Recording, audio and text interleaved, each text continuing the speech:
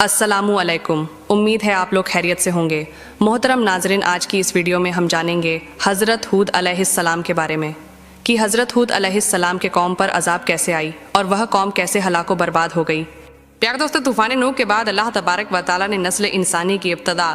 एक बार फिर से हज़रत नूह अलैहिस्सलाम की औलाद से की। हज़रत नूह अलैहिस्सलाम के बेटे साम की नस्ल से एक आराबी शख्स पैदा हुआ जो कि दूसरे इंसानों से बिल्कुल मुख्तलिफ था। ये शख्स दूसरे इंसानों की निस्बत बहुत ज्यादा ताकतवर और लंबा था। इसी शख्स की नस्ल में से अल्लाह तबारक व तआला ने एक ऐसी कौम को पैदा किया जो दुनिया की सबसे पहली सुपर पावर और दुनिया की सबसे पहली ताकतवर और दुनिया की सबसे पहली दराज कद कौम थी। प्यारे दोस्तों, जरा सोचिए कि ये कौम किस कदर ताकतवर और दराज कद थी कि जिसके बारे में खुद अल्लाह तबारक व तआला फरमा रहा है कि मैंने इनके जैसी कौम और मुल्कों में पैदा ही नहीं की।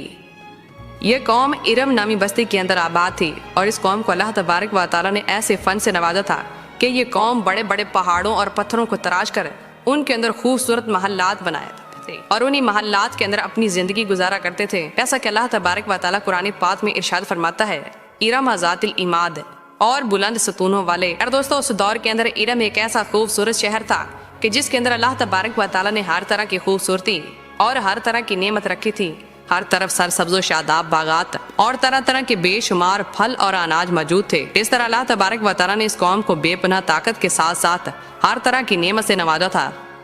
प्यारे दोस्तों, किसी दौर के अंदर जो इलाका दुनिया का हसीन तरीन इलाका हुआ करता था और जिस इलाके के अंदर दुनिया की सबसे ताकतवर कौम आबाद थी, वो इलाका आज ऐसा सहरा बन चुका है कि जिसमें हर तरफ रेत ही रेत मौजूद है। और ये ऐसा खौफनाक सहरा है कि आज के दौर में कोई भी ताकतवर शख्स इस सहरा में दाखिल होने की जुर्रत नहीं कर सकता।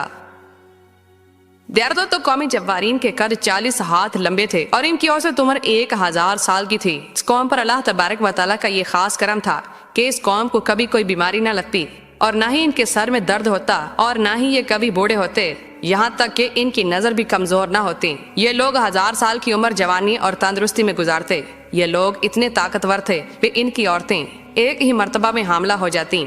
और यही वो वजह थी कि जिसकी वजह से इस कौम की नस्ल बहुत ज्यादा बढ़ी और इसी वजह से इस कौम ने पूरी दुनिया के अंदर अपना असर और रसूख पैदा कर लिया और दुनिया की सुपर पावर कौम बन गई। ये कौम अगर किसी मुल्क को फतह करने के लिए उसके इलाके में दाखिल होती तो वो लोग इनकी दहशत की वजह से पहले ही हथियार डाल देते और इस तरह ये कौम उस मुल्क को अपने कब्जे में ले लेती। यार दोस्तों, कौम जब्बारीन 13 कबीलों पर मुश्तमिल थी। जब अल्लाह तबारक व तआला ने इस कौम को हर तरह की नेमतों से नवाजा तो ये कौम सरकशी पर उतर आई और अल्लाह तबारक व तआला की नाफरमानियां करने लगी। और तूफान नूह के बाद कौम जब्बारीन और कौम आद ही वो पहली कौम थी कि जिन्होंने अल्लाह तबारक व तआला की जात को छोड़कर बुत परस्ती की बुनियाद रखी और अल्लाह तबारक व तआला की जात के अलावा बुतों की पूजा शुरू की। इस तरह ये कौम बुत परस्ती के अंदर मुब्तला होने के बाद तरह तरह के गुनाहों के अंदर मुब्तला हो गई और हद से ज्यादा बढ़ गई। इस कौम की हिदायत के लिए अल्लाह तबारक व तआला ने अपने प्यारे नबी हजरत हूद अलैहिस्सलाम को जैसा कि अल्लाह तबारक व तआला कुरान पाक में इरशाद फरमाता है, और हजरत हूद अलैहिस्सलाम को याद करो कि जब उन्होंने उनको अहकाफ के अंदर डराया।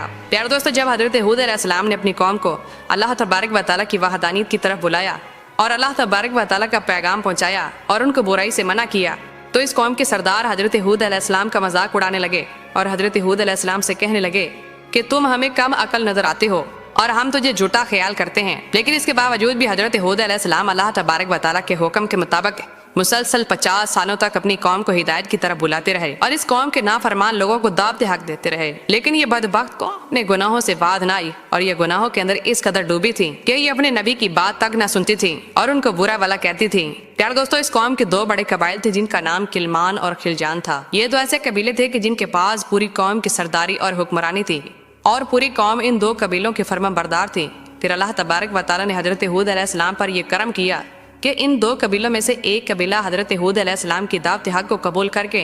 अल्लाह तबारक व तआला की वहदानियत पर ईमान ले आया और इस तरह अल्लाह तबारक व तआला ने अपने प्यारे नबी हजरत हूद अलैहिस्सलाम की मदद फरमाई और उनकी ताकत के अंदर इजाफा फरमाया। हजरत हूद अलैहिस्सलाम ने जब इन बड़े कबाइल को दावत हक दी तो कबीला खिलजान अल्लाह तबारक व तआला की वहदानियत पर ईमान ले आए, लेकिन कबीला किलमान ने दावत हक कबूल करने से इनकार कर दिया और उसी तरह अपने कुफ्र और शिर्क पर अड़ा रहा। इस तरह कबीला खिलजान के ईमान लाने की वजह से जो लोग हजरत हूद अलैहिस्सलाम की जान के दुश्मन थे वो हजरत हूद अलैहिस्सलाम से दूर हो गए। प्यारे दोस्तों, इन 12 कबाइल में से एक कबीले के अलावा कोई ऐसा कबीला न था कि जिसने हजरत हूद अलैहिस्सलाम की दावत हक पर लब्बैक कहा हो और अल्लाह तबारक व तआला की वहदानियत पर ईमान लेकर आया हो, बल्कि बाकी तमाम कबीले हजरत हूद अलैहिस्सलाम का मजाक उड़ाते اور ان کو برا بلا کہتے، یہاں تک کہ ان کو قتل کرنے کی دھمکیاں دیتے۔ پیارے دوستو، جب حضرت ہود علیہ السلام کے بار بار دعوت حق دینے کے باوجود یہ قوم بت پرستی، زنا کاری اور طرح طرح کی برائیوں سے باز نہ آئی، تو اس وقت حضرت ہود علیہ السلام نے اللہ تبارک و تعالیٰ کی بارگاہ میں دعا کی کہ یا رب العالمین، اس قوم پر اپنا دردناک عذاب نازل فرما۔ تو اللہ تبارک و تعالیٰ نے اپنے پیارے نبی حضرت ہود علیہ السلام کی دعا کو قبول کرتے ہوئے اس قوم پر اپنے عذاب کی ابتدا کر دی۔ چنانچہ اللہ تبارک و تعالیٰ نے بارش برسانے والے فرشتوں کو حکم دیا کہ وہ اس روئے زمین پر بارش نہ برسائیں، اور چشموں کو چلانے والے فرشتوں کو حکم دیا کہ اس روئے زمین کے سارے چشموں کو خشک کر دیا جائے۔ چنانچہ اس کے بعد اللہ تبارک و تعالیٰ کے حکم کے مطابق دیکھتے ہی دیکھتے وہ علاقہ جو کل تک سر سبز و شاداب تھا اور جس علاقے میں ہر طرف خوبصورت باغات تھے، وہ خشک ہونے لگا، اور اس قدر خشک ہو گیا کہ اس قوم کے پاس کھانے پینے کے لیے کچھ نہ تھا، اور ان کے مویشی بھوک اور پیاس کی وجہ سے مرنے لگے، اور اس قوم کے لوگ پانی کے لیے ترسنے لگے۔ اس طرح اللہ تبارک و تعالیٰ نے اس قوم پر اپنا پہلا عذاب نازل فرمایا، اور پوری قوم خشک سالی کا شکار ہو گئی، اور اس عذاب کا سلسلہ مسلسل 3 سالوں تک جاری رہا۔ جب اس قوم کی حالت اس قحط سالی کی وجہ سے تو حضرت ہود علیہ السلام سے اپنی قوم کی یہ حالت دیکھی نہ جاتی تھی۔ اس وقت حضرت ہود علیہ السلام نے ایک بار پھر اپنی قوم کو سمجھانے کی کوشش کی کہ اب بھی وقت ہے کہ اللہ تبارک و تعالیٰ کی وحدانیت پر ایمان لے آؤ۔ اللہ تبارک و تعالیٰ پھر سے تمہاری رونقوں کو آباد کر دے گا اور تمہیں وسیع رزق عطا فرمائے گا۔ حضرت ہود علیہ السلام اپنی قوم سے کہنے لگے کہ اے میری قوم کے لوگوں، اپنے پالنے والے سے بخشش مانگو، بے شک اللہ تبارک و تعالیٰ تمہاری توبہ قبول کرے گا اور تمہارے لیے آسمان سے موسلا دھار بارش برسائے گا۔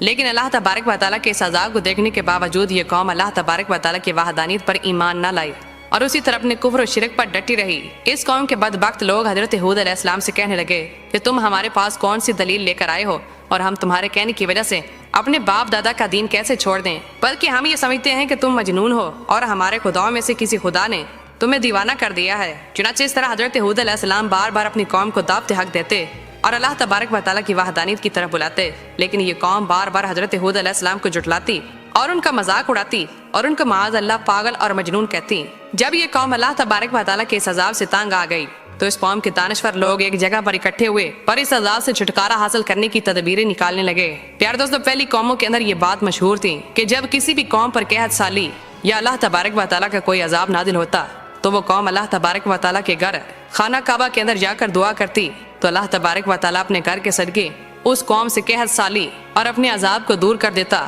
اور اس قوم کو خوشحال کر دیتا۔ چنانچہ قوم جبارین نے بھی ایسا ہی کیا اور ایک بہت بڑے لشکر کو تیار کیا اور اس لشکر کو خانہ کعبہ کی طرف روانہ کر دیا تاکہ یہ لوگ وہاں جا کر اللہ تبارک و تعالیٰ سے دعا کریں اور اللہ تبارک و تعالیٰ ہم سے اس عذاب کو دور کر دے۔ چنانچہ 90 افراد پر مشتمل یہ لشکر مکہ مکرمہ کی طرف روانہ ہو گیا۔ اس وقت مکہ مکرمہ کے اوپر قوم عمالقہ کی حکومت تھی اور ان کے سردار کا نام جرار بن طارق تھا۔ جرار بن طارق کی بیوی قوم جبارین کی نسل میں سے تھی، لہذا اس وجہ سے جیسے ہی وہ لشکر مکہ مکرمہ کے اندر پہنچا تو جرار بن طارق اور اس کی بیوی نے اس لشکر کا خیر مقدم کیا اور خوب شراب و شباب کے ساتھ اس لشکر کا استقبال کیا۔ امام طبری رحمۃ اللہ تعالی علیہ بیان فرماتے ہیں کہ قوم جبارین کا یہ لشکر 1 ماہ تک اسی طرح گناہوں کے اندر مبتلا رہا اور اپنے مقصد سے غافل رہا۔ اس دوران یہ لوگ بالکل اس بات کو بھول گئے کہ ہمارے پیچھے رہ جانے والی قوم کا کیا حال ہوا ہوگا اور وہ کس حال میں ہوں گے۔ چنانچہ جب اس لشکر کو عیاشی کرتے ہوئے 1 مہینہ گزر گیا تو جرار بن طارق نے اپنی بیوی کے ذریعے اور گانا گانے والی عورتوں کے ذریعے ان کو ان کا بولا ہوا مقصد یاد دلایا کہ وہ کس مقصد کے لیے یہاں پر آئے ہیں اور وہ یہاں آ کر اپنے مقصد کو بول کر بیٹھے ہوئے ہیں۔ چنانچہ ان کے یاد دلانے پر اس لشکر کو ہوش آیا اور یہ لوگ فوراً مکہ معظمہ کی طرف گئے اور وہاں جا کر اللہ تبارک و تعالیٰ کی بارگاہ میں رو رو کر دعائیں کرنے لگے۔ ابھی یہ لوگ دعا کے اندر مصروف ہی تھے کہ یکا یک دیکھتے ہی دیکھتے ایک سیاہ رنگ کا بادل ان کے اوپر آ گیا۔ ان بادلوں کو دیکھ کر یہ لوگ بہت چنانچہ اس کے بعد ان لوگوں نے خوشی خوشی اپنے علاقے کی طرف جانے کی تیاری کی۔ جیسے جیسے یہ لوگ اپنے علاقے کی طرف بڑھتے جاتے ویسے ویسے بادل بھی ان کے پیچھے پیچھے اس علاقے کی طرف بڑھتے جاتے۔ اس طرح جب یہ لشکر اپنے علاقے کے قریب آیا اور جب حضرت ہود علیہ السلام نے ان کانے بادلوں کو دیکھا تو حضرت ہود علیہ السلام فوراً سمجھ گئے کہ یہ بادل بارش لے کر نہیں بلکہ اللہ تبارک و تعالیٰ کا دردناک عذاب لے کر آ رہے ہیں۔ چنانچہ جن بادلوں کو دیکھ کر یہ لوگ خوش ہو رہے تھے اور بارش سمجھ رہے تھے، در حقیقت وہ بادل اللہ تبارک و تعالیٰ کا دردناک عذاب تھا جو ان پر نازل ہونے والا تھا۔ چنانچہ کہ حضرت ہود علیہ السلام نے اللہ تبارک و تعالیٰ کے عذاب کو دیکھ لیا تو حضرت ہود علیہ السلام نے ایک مرتبہ پھر اپنی قوم کو سمجھانے کی کوشش کی کہ اب بھی وقت ہے، تم لوگ اللہ تبارک و تعالیٰ کی وحدانیت پر ایمان لے آؤ اور اپنے گناہوں سے توبہ کر لو، مگر اللہ تبارک و تعالیٰ دردناک عذاب تمہارا منتظر ہے اور ان قریب تم لوگ ہلاک کر دی جاؤ گی۔ لیکن حضرت ہود علیہ السلام کی واضح نصیحت کا اس بدبخت قوم پر کوئی اثر نہ ہوا اور وہ اسی طرح حضرت ہود علیہ السلام کو جھٹلاتے رہے اور اپنے کفر و شرک پر ڈٹے رہے۔ چنانچہ حضرت ہود علیہ السلام کی یہ بات سننے کے باوجود اور اس عذاب کو دیکھنے کے باوجود بھی یہ قوم اپنی سرکشی سے باز نہ آئی اور اسی طرح حضرت ہود علیہ السلام کو جھٹلاتی رہی۔ آخری بات سمجھانے کے باوجود بھی جب یہ قوم رائے حق پر نہ آئی تو اللہ تبارک و تعالیٰ نے حضرت ہود علیہ السلام کو اس علاقے سے ہجرت کرنے کا حکم دیا۔ چنانچہ حضرت ہود علیہ السلام مومنین کو لے کر اس علاقے سے ہجرت کر گئے۔ چنانچہ جیسے ہی حضرت ہود علیہ السلام نے مومنین کے ساتھ اس علاقے سے باہر قدم رکھا تو وہ بادل مزید سیاہ ہوتے گئے اور دیکھتے ہی دیکھتے دردناک طوفان شروع ہو گیا۔ اس بادلوں کے اندر اللہ تبارک و تعالیٰ کی طرف سے بھیجی ہوئی اس قدر دردناک ہوا تھی کہ جس میں اس قوم کے لوگوں کو چیوکیوں کی طرح اٹھا کر پٹکنا شروع کر دیا، اور قوم جبارین کے وہ لوگ جو دنیا کی سب سے طاقتور قوم تھی، اس قوم کے لوگ ٹنپوں کی طرح ہواؤں کے اندر اڑ رہے تھے، اور اس طرح اس دردناک عذاب کے اندر قوم جبارین کے بدبخت لوگ مرنا شروع ہو گئے۔ اللہ تبارک و تعالیٰ کا یہ دردناک عذاب 7 راتوں اور 8 دن تک مسلسل جاری رہا۔ اس عذاب نے قوم جبارین کی بڑی بڑی عمارتوں اور محلات کو تباہ و برباد کر دیا، اور اس قوم کے تمام نافرمان لوگ اس عذاب کے اندر ہلاک ہو گئے، اور دنیا کی سب سے طاقتور قوم کی شہری انہوں کو اللہ تبارک و تعالیٰ نے نیست و نابود کر دیا اور ایک صحرا کے اندر تبدیل کر دیا، جو آج بھی دنیا کے لیے عبرت کا نشان بنا ہوا ہے۔